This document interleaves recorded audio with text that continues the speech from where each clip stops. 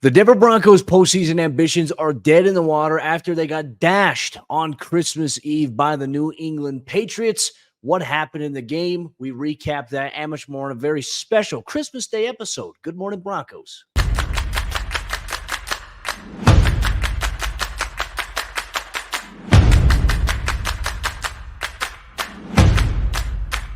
Good morning, Broncos country. Welcome into a special short episode here of Good Morning Broncos here on Christmas Day. Hope you're having a Merry Christmas. Unfortunately, it's not coming at the expense of the Denver Broncos. If that were the case, we'd all have coal in our stockings. Unfortunately, the Broncos lose in disappointing fashion, collapsing against the New England Patriots on Sunday, 26-23. A multitude of things went wrong in this game here. We'll keep it short and sweet on today's episode of the show. Just a reminder, this will be the post-game recap. We'll be back on Thursday. I'm going to take a few days off here so I can enjoy the holiday season, and I hope you do the same thing as well with your loved ones here. But the Broncos' offense was very disappointing in Sunday's game. Not only did Russell Wilson struggle, Sean Payton didn't have a great game calling plays as well here. And Denver, they ran into a lot of adversity against a very good New England Patriots defense who, unfortunately, despite the fact they were missing a couple of their key players on defense, they had guys step up, and more importantly, they made it very difficult for Russell Wilson and the Broncos offense to do what they wanted to do. And what was one of the things we talked about coming into this game here for Denver, they're going to have to find a way to run the football. They were not able to do that successfully in this game. Denver did finish the game with 83 yards rushing, but so the Patriots really lived up to the standard of which they had coming into the game. And I think overall, Denver, just in a moment where they needed it, right? They needed the offense to come up in a big way in this game. Denver's offense just didn't raise up to the occasion. They couldn't. And that, to me, I think is a frustrating thing because this was a team who was still in the playoff hunt. And a lot of the outcomes of Sunday's games went into the favor where if Denver wins, it's going to amplify their chances of making it in the postseason. Denver loses this game, and that really kind of puts an end to it. Look, there's a 5% chance that they make it in the postseason. But let's be realistic here. This is not a playoff football team. And as good as the defense has been playing over the course of the stretch where Denver was able to bounce back from 1-5 and from the struggles that they suffered a little bit early on in the season, Denver simply is not in the place now where they need to be. If they were to get in the postseason, they'd probably get blown out in the first round against a very, very good team, because more than likely, if they were to get in the postseason, it would have been in the back end and that last seed spot there in the wild card. So I think for the Broncos, the struggles, they really kind of amplified. The defense has been carrying the water for the offense for the last several weeks. The offense once again fluttered. They made things interesting late in this game. Look, Denver was down 23-7 at one point. They were able to score a touchdown. Lucas Kroll catching one, and obviously converting on the 2-point conversion of Brandon Johnson to make it a one-score game, 8 points in this game. And then Russell Wilson found Brandon Johnson for a touchdown, found Javonte Williams for a 2-point conversion, tie game at 23. Sean Payton's decisions late in the fourth quarter, like with under a minute left, to decide to use the timeouts to try to get the ball back. And then what he did with that, with those timeouts, and what he did on the next offensive possession, I mean, called a screenplay on one play. One pass got batted down. Denver couldn't do anything. They're behind the sticks. It was 3rd and 13. And all of a sudden, you're punting it back to the Patriots, who have one timeout of their own, or two. It was 1 or 2 at the time. And then you have a play where Bailey Zappi, who carved Denver up on the evening, 25 of 33 for 256 and 2 touchdowns, a quarterback rating of 117.7. Connected with Devontae Parker on a back shoulder throw for 27 yards.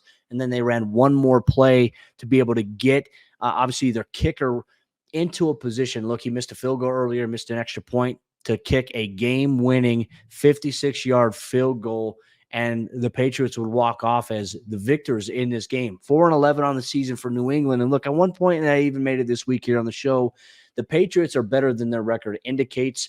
Their offense under Mac Jones was very abysmal, and Bailey Zappi's playing competent football, as we talked about here. They didn't have world-breaking numbers, but he was efficient, and he hurt the Broncos when it mattered most, and that was on first down, and that was second down. Denver's third down defense, pretty solid, 3 of 13. New England was in terms of converting in this game specifically, but it was first and second down. Is his ability to stand in the pocket, deliver the quick passing game, and even when the pocket would collapse, he would find guys on the run in the scramble drill.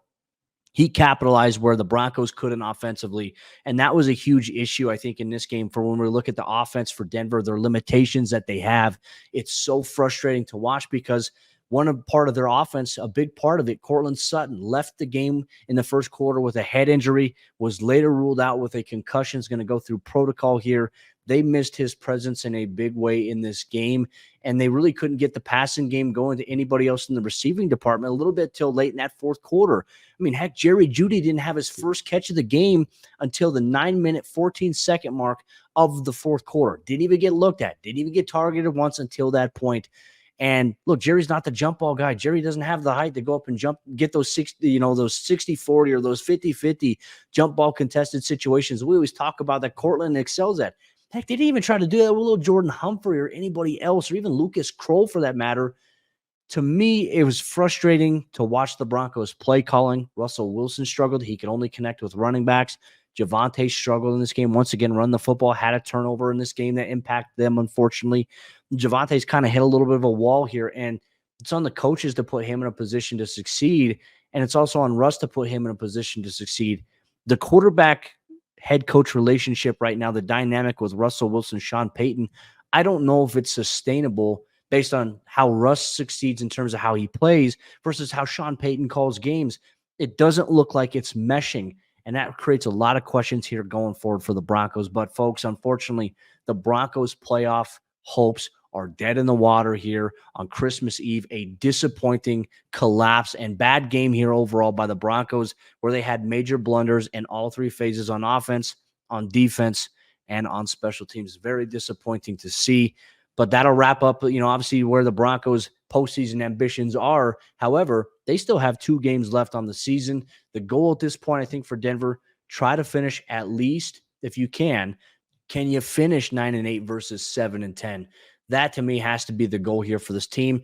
Try to get some development going on some other players. How does this impact the decision making here for Sean Payton going forward? Is Russell Wilson going to play in these next 2 games? Because Denver, if there's the rumors that are going on that they're going to take, obviously, maybe a chance to release him and move on from him after this year before that $37 million kicks in on the 5th day of the new league year. Denver can't risk him getting injured in any of these next 2 games here.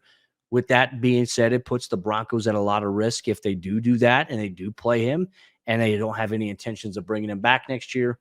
So much is in the air here for the Broncos, but you still have to play. There's 2 weeks left. You have to play for pride. You have to go out there and you have to give your best effort. You got to at least, because some of these guys are on the last year of their deal, you got to audition for a contract extension either with Denver or getting a bag with another team around the NFL. But unfortunately, Broncos country, I don't bring any good news on today's episode of GMB as the Broncos lose in disappointing fashion. Their playoff hopes ended in this season, unfortunately, in Sunday's loss.